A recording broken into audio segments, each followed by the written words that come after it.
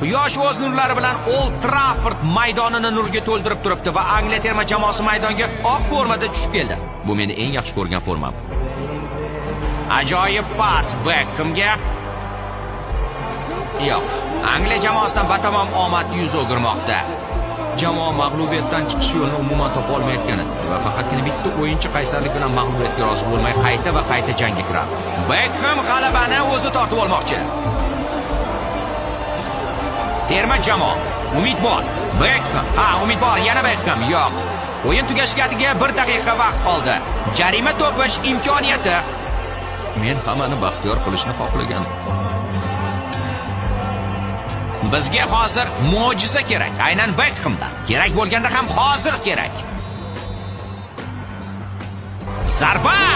Gol! Mana u Beckham!